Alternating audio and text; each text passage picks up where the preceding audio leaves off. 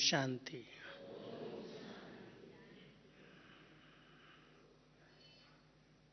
सभी के दिल में मेरा एक बाबा दूसरा न कोई गीत बज रहा है ना। सभी बाबा से मंगल मिलन मनाने के लिए आए हैं। पुराना वर्ष विदाई ले रहा है, नया वर्ष शुरू होगा और बाबा की वर्तमान समय की साकार मुरलियों में विशेष जो वरदान हम सुन रहे हैं, बच्चे बाबा के स्नेह में समाये रहो। कल बाबा ने बहुत अच्छा वरदान दिया, स्नेह में समाना ही संपूर्ण ज्ञान है। तो मैं समझता हूँ इस सब्जेक्ट में तो बाबा के सभी बच्चे पास है ना। बाबा से अटूट प्यार हम सब का है, तब तो भाग भाग करके बाबा से मिलने के लिए पहुंच जाते हैं। व्यवस्थाएं कितनी भी हों, कैसी भी हों, ठंडी कितनी भी पड़ती हो, फिर भी इतने सब बाबा के बच्चे बाबा से मिलने के लिए पहुंच गए हैं, पहुंच रहे हैं। तो जरूर ये बाबा के प्यार की, स्नेह की निशानी है। हम सबका बाबा से प्यार है और बाबा का हम बच्चों से प्यार है। स्नेह को इमर्ज रखना, तो आज बाबा ने कहा स्नेह के सागर में समा जाओ, तो ये स्नेह आपके लिए छत्र छाया बन जाएगा और इस छत्र छाया के अंदर माया आ ही नहीं सकती, प्रवेश कर ही नहीं सकती। है ऐसा अनुभव जब हम बाबा के प्यार में, स्नेह में खो जाते हैं। कैसे प्यार इमर्ज करते हैं।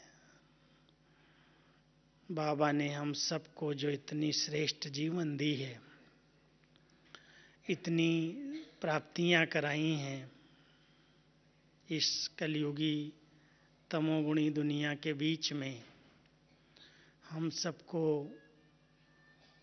पवित्र, योगी, निर्मल, सतोगुणी बनाया है, हमारी जीवन परिवर्तन की है। खान पान, रहन सहन, बोल चाल, जब से हम सब बाबा के बने, बाबा ने संपूर्ण परिवर्तन कर दिया। क्या थे और क्या बना दिया। तो आज की मुरली में था, बच्चे याद करो क्या थे,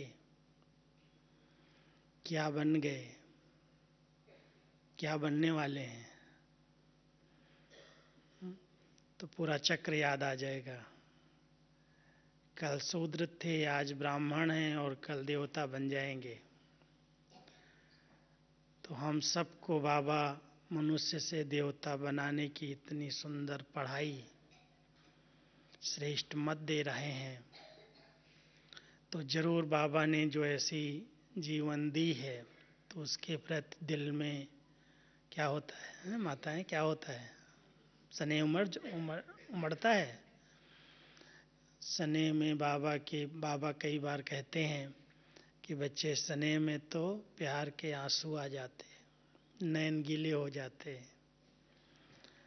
तो हम सब बाबा की स्नेही बच्चे, स्नेह की निशानियां हमारे जीवन में प्रैक्टिकल क्या दिखाई देंगी। स्नेही की पहली निशानी क्या होगा। स्नेही की पहली निशानी है कुर्बानी। जिससे स्नेह होता है, उसके ऊपर, उसकी बातों पर, उसकी शिक्षाओं पर अपने जीवन भी कुर्बान कर देते हैं। अगर बाबा से हमारा जिगरी प्यार है, स्नेह है, तो बाबा की आज्ञाएं सिर माथे। जो कुछ बाबा ने कहा है उसमें कोई भी प्रश्न नहीं है, कोई भी संकल्प नहीं उठते कैसे, क्यों, कब, कहाँ, कैसे, क्या होगा। जो बाबा ने कहा है वो हम करके दिखाएंगे। यही स्नेह की निशानी है ना। कुछ भी त्याग करना पड़ता है। आज बाबा ने कहा बच्चे अमृत वेला अमृत पान करना नहीं छोड़ना, तो भले कितनी भी ठंडी पड़े, कुछ भी हो जाए, नींद का त्याग करके सभी अमृत वेले का योग करते हैं। करते हो ना सभी? सभी अमृत वेले का योग करते हो? जो करते हो हाथ उठाओ देखें तो। अच्छा, सब सब पास हैं इसमें, वाह। तो बाबा कितना आपको दुआएं देगा, खुश होगा कि मेरे बच्चे कितने आज्ञाकारी हैं। ब्रह्म मुहूर्त का समय, अमृत वेला, सवेरे सवेरे सब लोग जब सोए हुए हैं, तमोगुण का प्रभाव प्रायालोप है। सतोगुण के प्रभाव में अमृत वेले उठ कर के बाबा से वरदान लेते, झोली भरते, मिलन मनाते, शक्ति लेते और उसके बाद मनसा सेवा करते। कितने भाग्यशाली हैं। अगर बाबा के स्नेही बच्चे बाबा की इस पहली आज्ञा का पालन करते हैं तो कभी भी माया उनके ऊपर अटैक नहीं कर सकती, क्योंकि ये आज्ञाएं ही बाबा की छत्र छाया बन जाती हैं। आज्ञाओं में कभी भी मन मत और परमत मिक्स नहीं करना, कभी भी बहानेबाजी नहीं करना। दूसरी आज्ञा बाबा की मिली, बच्चे सवेरे सवेरे ज्ञान रत्नों से अपनी झोली भरपूर करो। आज बाबा की आज्ञा इस रूप में थी कि तुम्हारी लिंक सदा जुटी रहे, लिंक नहीं टूटनी चाहिए। कहाँ भी रहते हो तुम्हें पढ़ाई मिलती रहेगी, मुरली मिलती रहेगी। मुरली ही हमारी पढ़ाई है। तो अमृत वेले योग के बाद कई स्थानों पर मैंने देखा, विदेश में भी सवेरे 4 से पौने 5 बजे तक योग करते हैं और पौने 5 बजे से 5:30 बजे तक मुरली सुन लेते हैं। 5:30 बजे छुट्टी। विदेश में ऐसे कई स्थानों पर चलता है। यहाँ तो बाबा ने हम सबको बीच में गैप दे दिया। उनको तो कितना, मैं कहता था ये तो आप बहुत बड़ा त्याग करके आते हैं। कुछ दिन पहले मैं दुबई की तरफ गया था। वहाँ रोज़ सवेरे का क्लास 4 बजे सब आ जाते और पौने 5 बजे तक योग करके उसी समय मुरली सुनते। 5:30 बजे क्लास खाली। उसके बाद सब जा कर के तैयार होते या अपनी अपनी सेवाओं में लग जाते। तो ये भी बाबा ने नियम बना करके दिया है और नियम में बहुत बड़ा बल है। जो नियम को यथार्थ विधि पूर्वक पालन करते हैं उनके ऊपर बाबा का अटूट प्यार होता है। तो बाबा के प्यार का अनुभव करने के लिए जो बाबा ने नियम बना करके दिए हैं उनको पालन करना जरूरी है। फिर तीसरा नियम, तीसरी आज्ञा बाबा ने बताई है कि बच्चे संग दोष से अपने आप को बचा करके रखना। संग तारे कुसंग डुबोए। संग की बहुत संभाल करनी है। अगर कोई भी व्यर्थ और नेगेटिव बोलने वाले, सोचने वाले आपके संग में उठते हैं, बैठते हैं, रहते हैं, तो उनके नेगेटिव वाइब्रेशन, उनकी नेगेटिव वृत्तियाँ, उनके ऐसे व्यर्थ बोल का प्रभाव उनके संग का रंग लग सकता है। इसलिए संग की बहुत परहेज करना, सत्संगी बन करके रहना। सत्य कहते हैं बाबा को, गॉड इज ट्रुथ, बाबा ही सत्य है। तो ऐसे सत्संगी, सदा कर्म योगी बन करके रहना।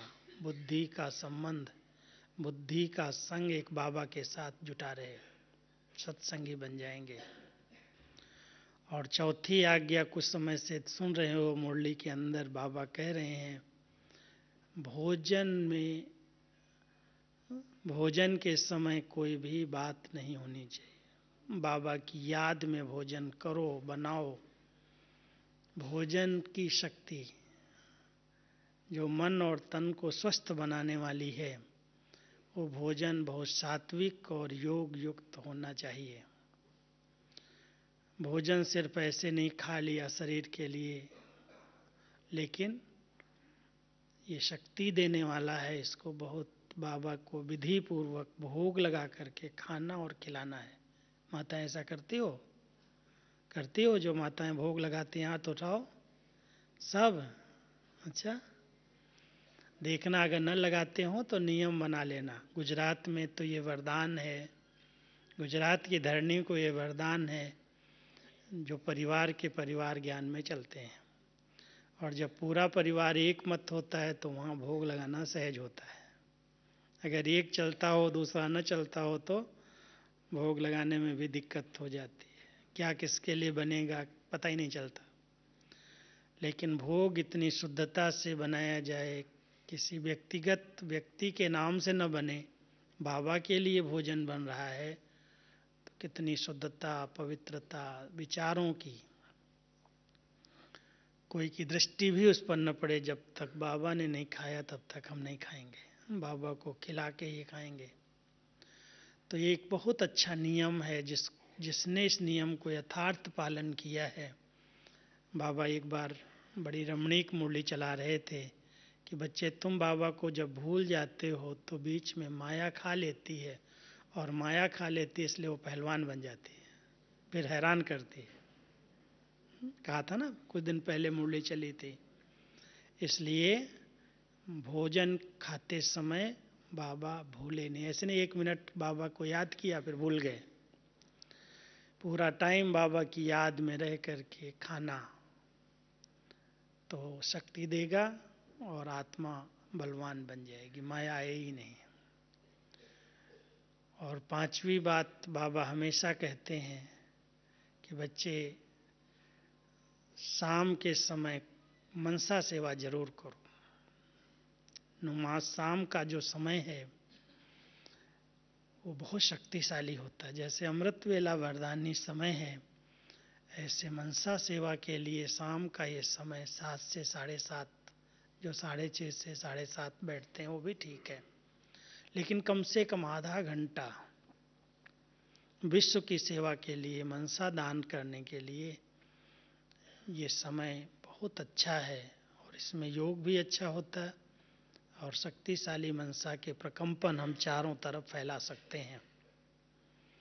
और फिर बाबा को सारे दिन का समाचार दे करके रात को गुड नाइट करके, जैसे हल्की ड्रेस पहनते हैं ऐसे हल्के हो करके जो कुछ बीता बाबा को सुनाया और आगे के लिए श्रेष्ठ संकल्पों की शक्ति ले ली, सो गए बाबा की गोदी में। तो इस प्रकार की आज्ञाएं हमारी दिनचर्या के लिए बाबा ने दी हैं। पिछली मुरली जो संडे की चली थी, सुनी है सभी ने? यही मुरली थी जो रिवाइज कर रहा हूँ मैं। ऐसी ऐसी बाबा की मुरलियों को अगर हम सब ध्यान से सुनते हैं और उस पर विशेष अभ्यास करते हैं तो पूछना नहीं पड़ता है मैं क्या पुरुषार्थ करूं।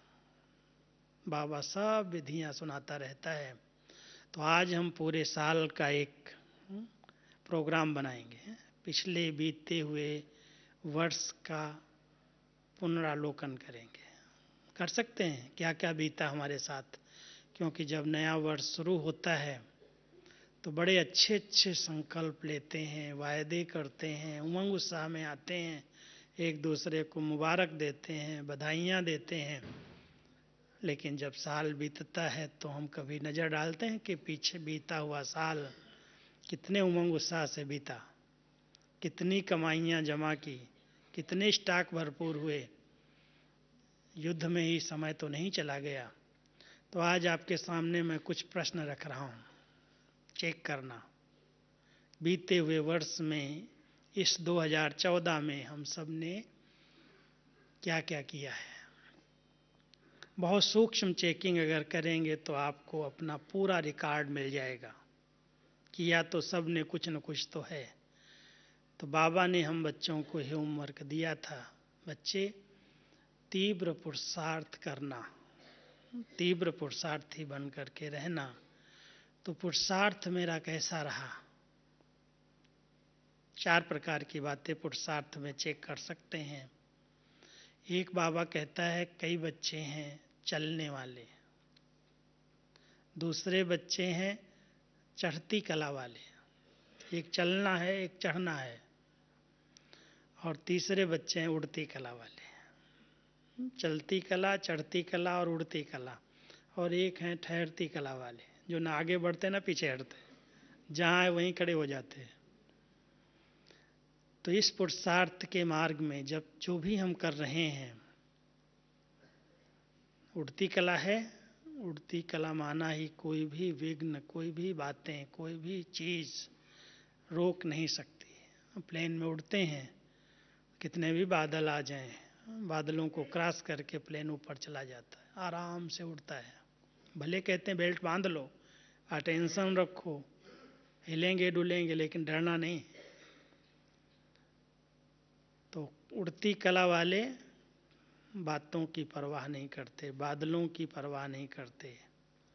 तो हम सभी चेक करें कि पूरे वर्ष हमारा पुरुषार्थ उड़ती कला वाला रहा, या बीच बीच में ठहरती कला हो गई, चलती कला, चलने लगे सिर्फ, या चढ़ रहे थे, चढ़ने में थकावट होती है, सांस फूलने लगती है। किसी भी प्रकार की कोई भी बातें आई, उनको मैंने किस विधि से पार किया और कितने समय में पार किया। क्योंकि हमारे पास संकल्प की शक्ति है, संगम युग पर संकल्प की शक्ति है, समय की शक्ति है। जो भी शक्तियां हैं, वो शक्तियां, वो खजाने किसी भी बात के कारण अधिक नष्ट तो नहीं हुई। कई लोग एक बात को हटाने में कितनी मेहनत करते, खुद भी करते हैं और दूसरों का भी समय ले लेते। ये हो गया, ऐसे हो गया, अब क्या करूं, कैसे करूं, अनेक प्रश्नों में उलझ जाते हैं। लेकिन बाबा ने हम सब को अनेक विधियां बताई हैं। तो चेक करना कि कोई भी विघ्नों ने, विकारों के या प्रकृति के या परिवार के या देह के, कई प्रकार के विघ्न आते हैं, उन विघ्नों ने मेरा समय, संकल्प, शक्तियां नष्ट तो नहीं की।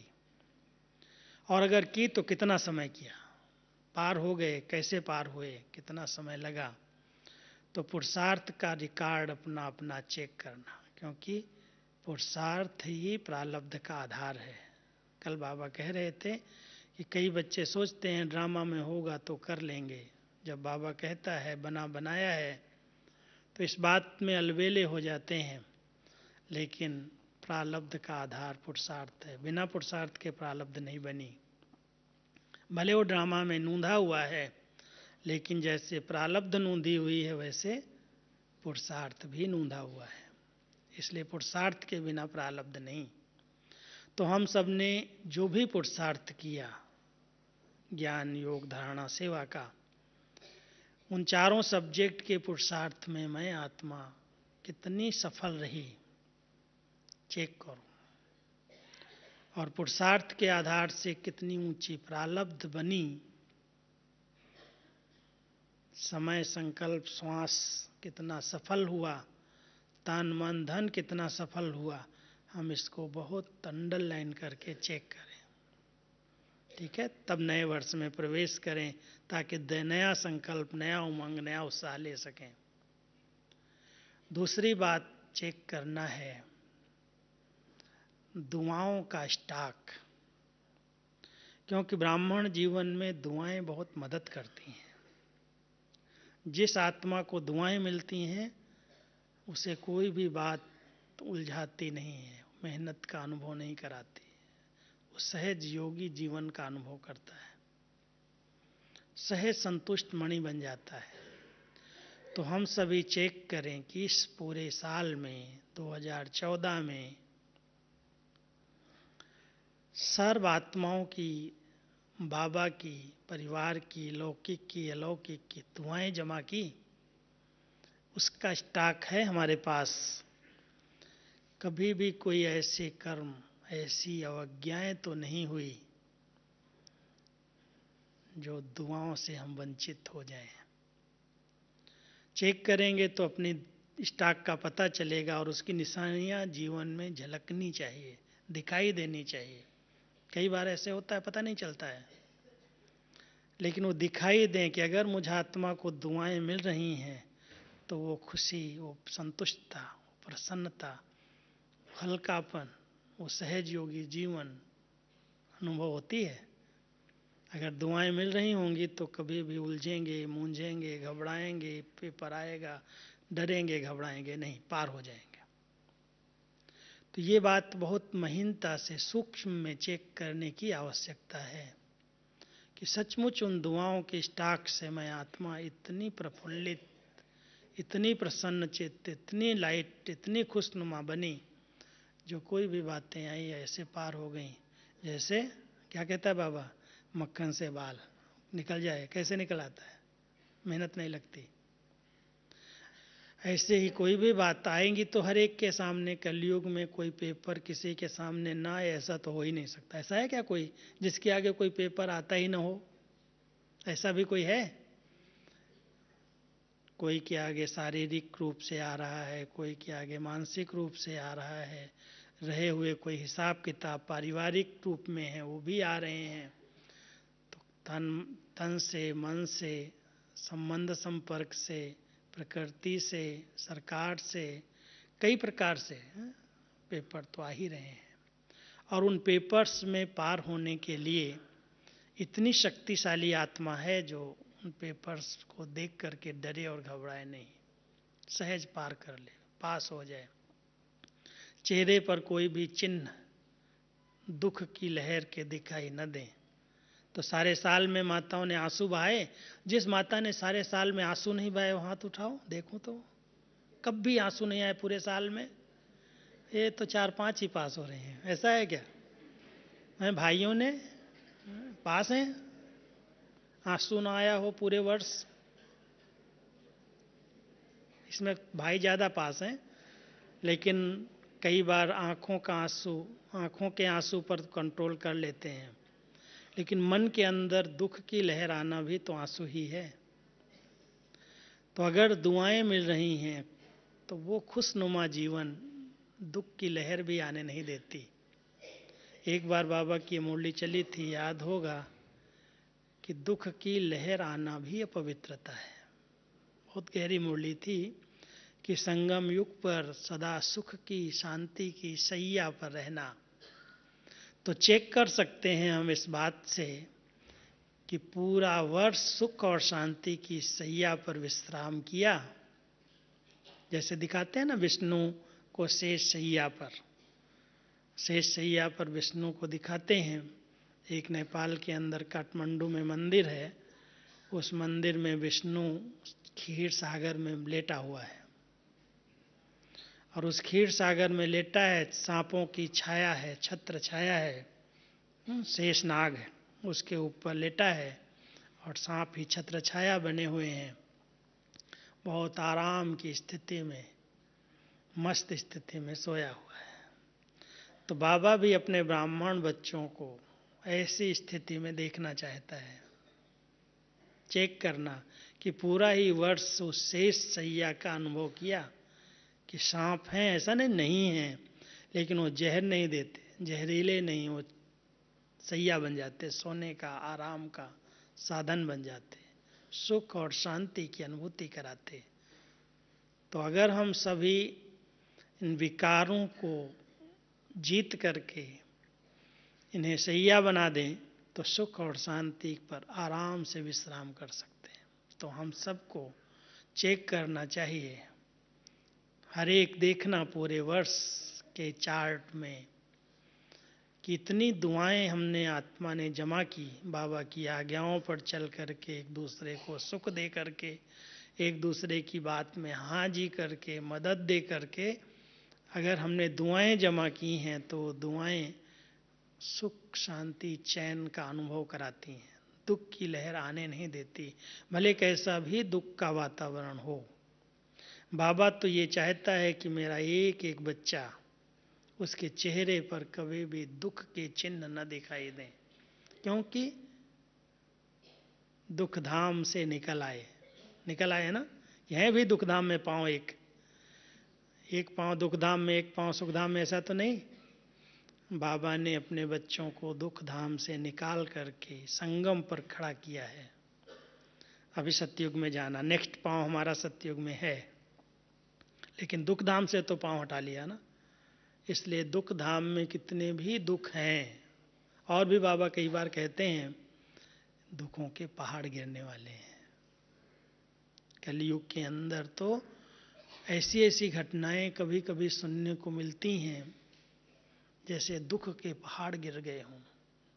अभी अभी सुना ना समाचार सभी ने, हाँ, हर घर के ऊपर जैसे जिनके बच्चे मर गए तो उनको कितना दुख हुआ है, कितनी परेशानी, कितना रो रहे हैं, तड़फ रहे हैं। तो जैसे दुख का पहाड़ गिर गया, ऐसी दुख की कई घटनाएं हर एक के सामने आती हैं। लेकिन हम सब बाबा के बच्चे मरे हुए तो हैं, मरे हुए ही हैं ना।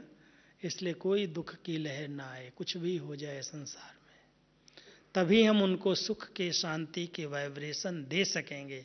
अगर हम भी दुखी हो गए तो हम उनको क्या सुख देंगे, क्या शांति देंगे। इसलिए कुछ भी हो, लेकिन हम अपने सुख स्वरूप स्थिति में रह करके, अपने शांत स्वरूप स्थिति में रह करके इन आत्माओं को शांति का, सुख का, जो बाबा हमारा दाता है, उस दाता से शांति दिलवा सकें। तो ऐसी स्थिति जब हमारी होगी तब तो हम दे सकेंगे। इसलिए सदा ध्यान रखना, इस ब्राह्मण जीवन में सदा सुख देते चलें, सुख लेते चलें, सदा संतुष्ट रहें, संतुष्ट करें, सदा प्रसन्न रहें, प्रसन्न करें, तो दुआएं मिलेंगी। और जिनके सामने, जिनके पास दुआओं का स्टॉक है, कितनी भी बड़ी बातें आएंगी वो ऐसे पार हो जाएंगे जैसे कुछ भी नहीं। ये तो खेल था, ये पार्ट था, ये पूरा हो गया। तो ऐसी स्थिति बनाने के लिए इस साल पूरा बीता हुआ वर्ष चेक करो, और अगर नहीं बनी है तो आगे साल के लिए संकल्प ले लो कि ऐसी स्थिति में रहेंगे, तब तो नया साल मनाएंगे ना। तो नए साल में ऐसा उमंग उत्साह ले करके चेक करना। और तीसरी बात, बाबा हमेशा कहता है, बच्चे चेक करो मेरे खाते में पुण्य की पूंजी कितनी जमा है। पुण्य की पूंजी साथ जाती है। दुआएं यहाँ समय पर साथ देती हैं, मदद करती हैं, और पुण्य की पूंजी जो जमा है वो साथ जाती है सबके पास स्टॉक में पुण्य की पूंजी। और पुण्य की पूंजी जमा करने का साधन है गुप्त दान। कुछ भी किया जाए उसका वर्णन चिंतन न हो, बहुत गुप्त रीति से जो बाबा के कार्य में तन मन धन, तीन चीजें आती हैं ना, मनसा वाचा कर्मणा, तन मन धन। तन और धन के बीच में मन आता है। देखना, तन से अगर हम सेवाएं कर रहे हैं तो मन कहाँ है। अगर मन है, माना बुद्धि, दिल लगा हुआ है बाबा के साथ, तो तन की सेवाओं का भाग्य बहुत ऊंचा है। तन से सेवाएं बाबा के यज्ञ में की हैं तो तन निरोगी बन जाता है, तन शीतल बन जाता है, कोई भी कर्म इंद्रियां उत्तेजित नहीं होती हैं। तन को सेवा में लगा के देखो, कितनी दुआएं मिल जाती हैं। लेकिन वो सेवाएं मैं करता हूँ, मेरे सिवाय कोई नहीं कर सकता, अहम आ गया तो पुण्य खत्म हो जाता है। इसलिए बहुत गुप्त रीति से जो कुछ हमने इस वर्ष किया, तन से बाबा के यज्ञ में कितना किया। कर्मणा सेवाएं तन से होती हैं। तन जिसने लगाया है वो अनुभव कर सकता है कि तन कितना स्वस्थ रहता है, साथ देता है, मदद करता है। समय पर कोई काम होता है तो ऐसे नहीं पड़े हुए हैं, ठीक हो जाता है।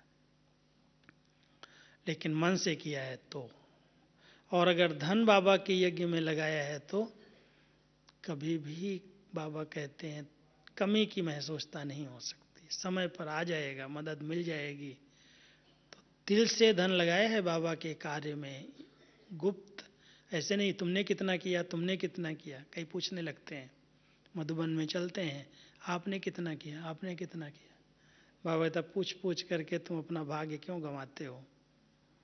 जो करना है गुप्त रीति से बाबा के यज्ञ में सफल हो जाए, बाबा की सेवा में लग जाए, बहुत ऊंची भावना के साथ दिल से बाबा के यज्ञ में सहयोग देना। जो कर सकता है उतना करे, पूछने की क्या बात है। बाबा का घर अपना घर है। तो अगर गुप्त रीति से कोई तन मन धन बाबा के यज्ञ में लगा रहा है तो उसकी पुण्य की पूंजी, पुण्य की कमाई जमा है। तो पूरे वर्ष में कितनी पुण्य किए हैं हमने, कितनी पूंजी हमारे पास है। क्यों, जिसके पास पूंजी होती है ना, चल या अचल संपत्ति को पूंजी कहते हैं।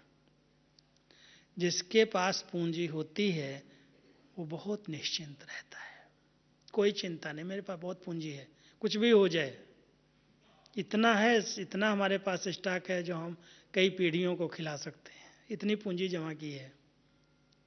तो अगर हमारे पास ऐसे गुप्त चल अचल संपत्ति, गुणों की, शक्तियों की, अविनाशी जमा है, तो हमको निश्चिंतता का अनुभव होना चाहिए। कोई चिंता नहीं, कोई गम नहीं। कभी भी दो बातें याद रखना, बीती का चिंतन नहीं। जो बीत गया वो इतिहास है, बीते को कहते हैं ये इतिहास बन गया, और आने वाला जो कल है वो रहस्य है। तो क्यों उसकी चिंता करें। जो होगा अच्छा ही होगा, लेकिन कब अच्छा होगा, जब वर्तमान अच्छा है। तो वर्तमान में जीना, वर्तमान को अच्छे से अच्छा बनाना, और उसकी अच्छी अच्छी विधियां बाबा रोज सुना रहा है। बच्चे वर्तमान में जियो, अच्छी तरह से अमृत वेले उठ करके बाबा से गुड मॉर्निंग करके शक्ति लो, और जो कुछ करना है वो ऐसा करो जो एक हाथ करे दूसरे को पता न चले। गुप्त पुण्य करते चलो, अपने आप आपका अच्छा हो जाएगा। वर्तमान अच्छा हो जाएगा तो निश्चित है कल जो होने वाला वो अच्छे से अच्छा होगा, क्योंकि बाबा हमारे को वर्तमान का रिटर्न देगा। इसलिए जो बीत गया वो इतिहास बन गया, जो है वो तो रहस्य है। इसलिए आने वाले को भी चिंता नहीं, चिंतन नहीं, क्या होगा पता नहीं, कल क्या होगा। जो होगा क्या होगा, अच्छे से अच्छा होगा। क्यों, वर्तमान हमारा बहुत अच्छा है, बाबा हमारे साथ है, बाबा हमें पढ़ा रहा है, पालना कर रहा है, श्रेष्ठ मत दे रहा है, स्वयं सर्वशक्तिमान बाबा का साथ है, हाथ है, तो अच्छा ही होने वाला है, गलत नहीं होगा। इतना निश्चय, और निश्चय के आधार से बहुत निश्चिंत स्थिति।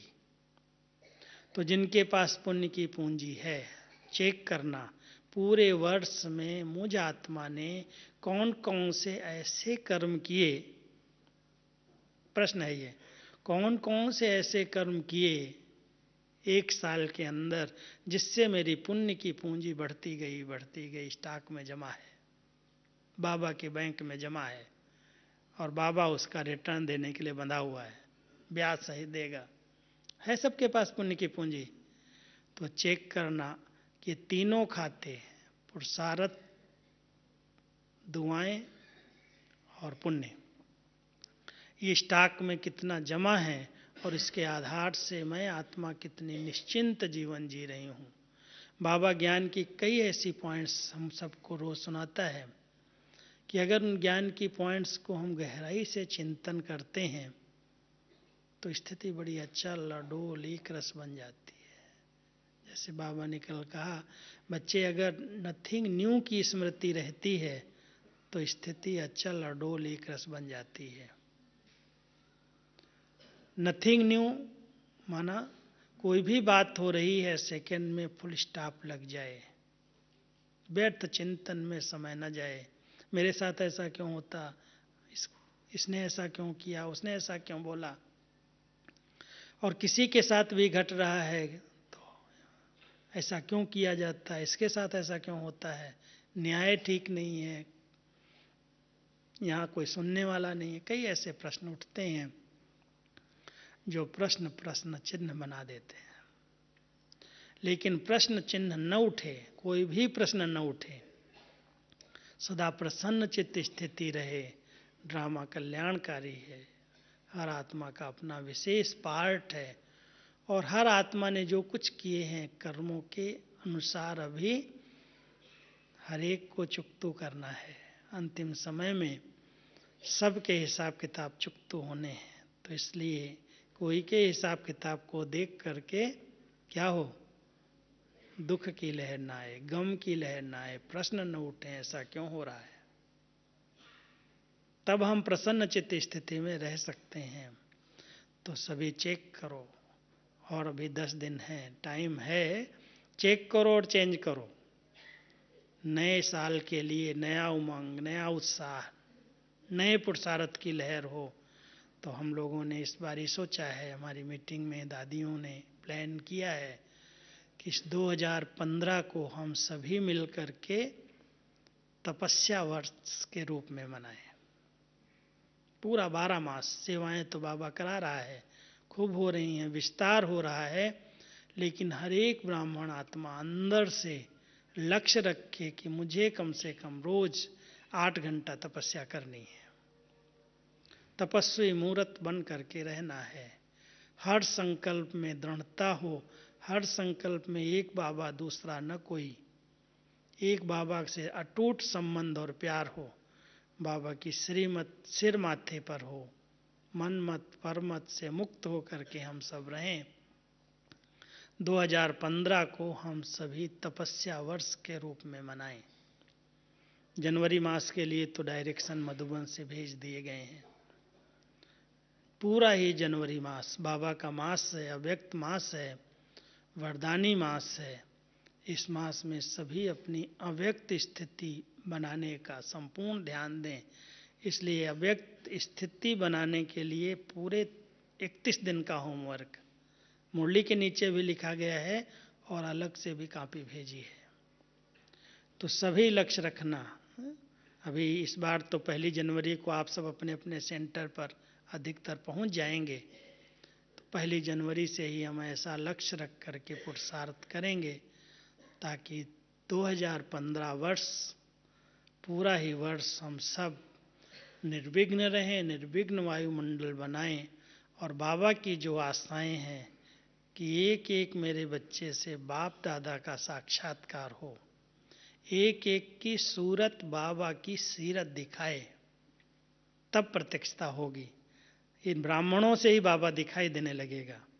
तो हम सब ऐसा लक्ष्य रख करके अभी से ही संकल्प लें कि हम नया वर्ष इस तरह से मनाएंगे और बीता जो बीत गया उसको फुल स्टॉप लगा करके अच्छे से अच्छे श्रेष्ठ कर्म की पूंजी जमा करके हम सब बाबा की पालना का रिटर्न करेंगे। ठीक है, ऐसा लक्ष्य रखेंगे ना, करेंगे सभी।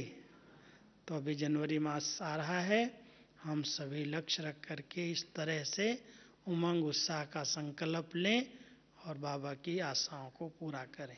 ओम शांति।